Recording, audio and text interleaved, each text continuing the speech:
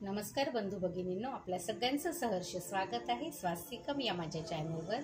आज मी आपल्यासाठी देवी भागवत पुराणातील 9वा अध्याय घेऊन आलेली आहे, परीक्षिताला शाप। आई भगवतीच्या चरणी एकच प्रार्थना आहे की आई, तुझ्या ज्या कुठल्या भक्तांपर्यंत तुला हे भागवत पुराण पोचवायचं असेल त्या सगळ्यांपर्यंत माझा व्हिडिओ नक्कीच पोहोचू दे आणि त्यांच्याकडनंही तुझी स्तुती श्रवण होऊ दे। तुझं सर्व मंगल मांगल्ये शिवे सर्वार्थ साधिके।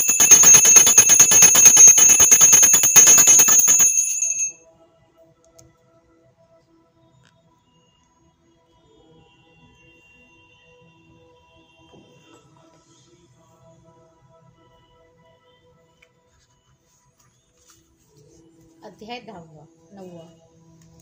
परीक्षिताला शाप। सूत म्हणाले, पांडव वनातून गेल्यानंतर तिसऱ्या दिवशी त्या वनात दावानळ लागल्यामुळे कुंती गांधारी यांच्यासह धृतराष्ट्र जळून गेले। विप्र शाप मिळाल्यामुळे सर्व यादवांचाही नाश झाला। म्हणून मग बलरामाने योगबलाने आपला देहत्याग केला। तसेच भगवान श्रीकृष्णाने सुद्धा शाप खरा होण्यासाठी एका व्याधाच्या बाणाने जखमी होऊन शरीरत्याग केला। वसुदेवाने जेव्हा ही बातमी ऐकली तेव्हा देवी भगवती भुवनेश्वरीचा जप करीत त्यांनी आपले प्राण त्यागले। या सर्व घटनांमुळे अर्जुनाला फारच दुःख झालं।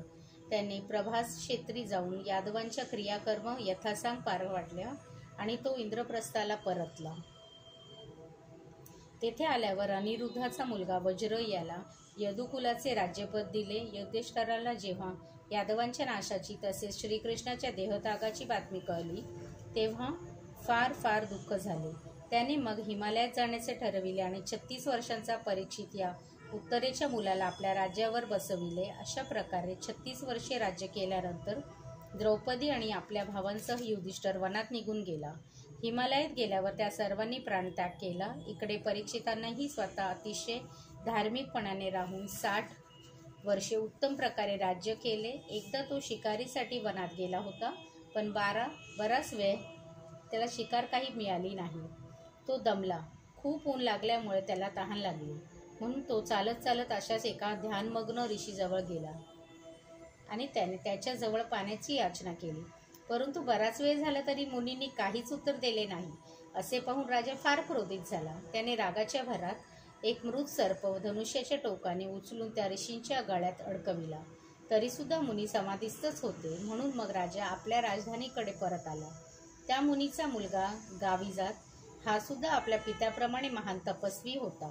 तो वनात जवळपास खेळण्यात मग्न होता।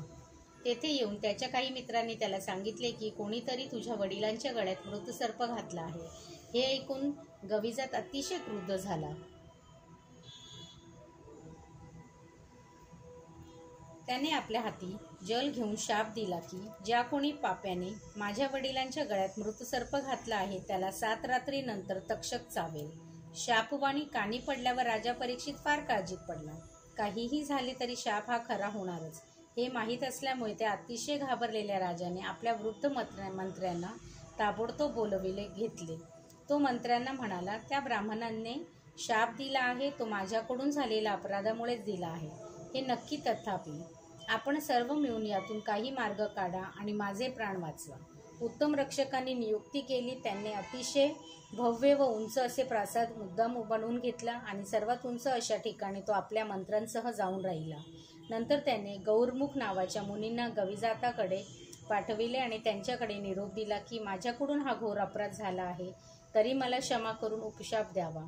त्याच दिवशी तक्षक नागाला परीक्षिताला दिलेल्या त्या शापाची हकीकत कळली। म्हणून मग त्याने मनुष्यरूप घेऊन परीक्षिताच्या राज्याकडे प्रयाण केले।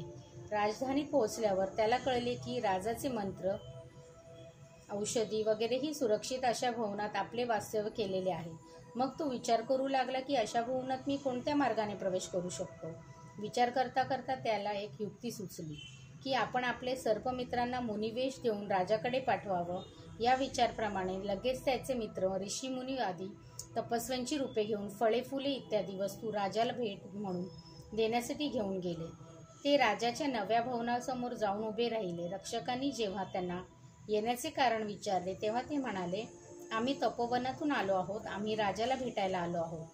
तेव्हा रक्षकांनी त्या मुनींना सांगितले की राजाची आज्ञा अशी आहे की ते आता कोणालाच भेटू शकत नाही. आपण सर्वजण उद्या राजसभेत भेटीसाठी यावे. एका ब्राह्मणाच्या शापामुळे भिवून जाऊन राजाने सर्वच ब्राह्मणांना या भवनात प्रवेश देण्यास मजाव केला. हे ऐकून ते तपस्वी रूप सर्प म्हणाले, बरे आहे, आम्हाला प्रवेश नसेल तर आम्ही प्रवेश मागत नाही, पण आम्ही ही फुले, फळे आणि मंत्राभिषेक जल तुमच्या जवळ देतो, तेवढे राजाला तुम्ही नेऊन द्या आणि आमचा आशीर्वादही राजाला सांगा. रक्षकांनी त्यांच्या सांगण्याप्रमाणे राजाला त्या वस्तू नेऊन दिल्या. राजाने त्या स्वीकारल्या. मग ते सर्व तेथून निघून गेले. राजाने फक्त एक फळ स्वतःसाठी ठेवून घेतले आणि बाकी सर्व फळे आपल्या मंत्र्यांसह वाटून टाकली. स्वतःसाठी ठेवलेले फळ राजाने स्वतः फोडले तेव्हा त्यात त्याला एक लहानशी अळी दिसली. पण ती अळी पाहून राजाच्या मनात आले की या अळीच्या रूपाने तक्षकच येते आपल्यापर्यंत येऊन धडकला आहे आणि आता हे फळ भक्षण करताच तो आपल्या गळ्यात वेढून त्याच्या प्रचंड विषाने आपणास मृत्यूचा स्वाधीन करणार. अत्यंत भीतीदायक विचाराने तो राजा थरथर कापू लागला आणि क्षणार्धात बेशुद्ध होऊन पडला व त्यातच अंत झाला. मंत्र्यांना वाटले तक्षकाने अळीचे रूप घेऊन आला आणि त्याने राजाला प्राणहरण केले. अध्याय 9 समाप्त. श्री देवी पर्णमस्तु. शुभं भवतु, शुभं भवतु, शुभं भवतु.